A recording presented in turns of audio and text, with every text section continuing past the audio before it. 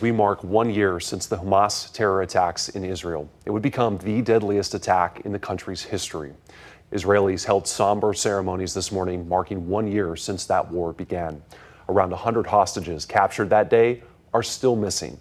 A third of them are believed to be dead. And ceasefire efforts are now at a standstill.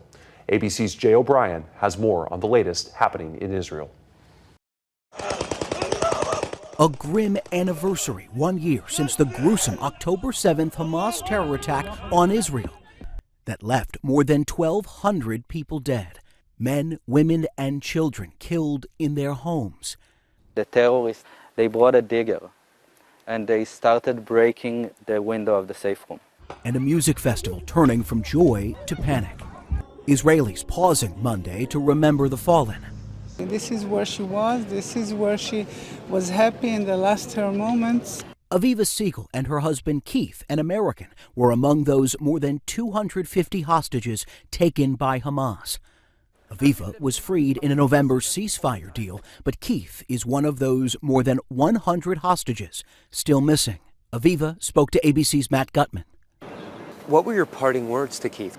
I looked at him in the eyes and I said, Keith, you be strong for me and I'll be strong for you. Hostage families demanding the Israeli government prioritize returning their loved ones. As that war ignited on October 7th rages on and Israel tries to dismantle Hamas. The Hamas-run health ministry says more than 40,000 people, many civilians, have been killed in the fighting in Gaza, an area now unrecognizable. And that region forever changed. Israel now locked in another conflict with a different Iranian-backed terror group, Hezbollah, in Lebanon to Israel's north, which has mounted attacks in solidarity, it says, with Palestinians. After months of cross-border fire, Israel now conducting extensive airstrikes on Hezbollah targets, including new strikes this weekend. All of this as Israel is still weighing how to respond to that Iranian missile attack late last week. The Israeli defense minister is coming here to Washington in the next few days to meet with Pentagon leaders. Jay O'Brien, ABC News, Washington.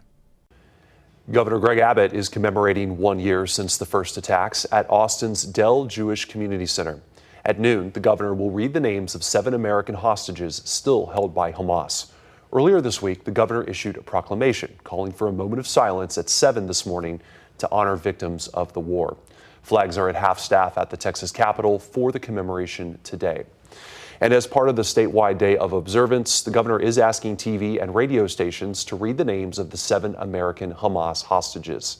Their names are Eden Alexander, Itay Chen, Sagui Dekel Chen, Gadi Hagai, Judith Weinstein Hagai, Omer Nutra, and Keith Siegel.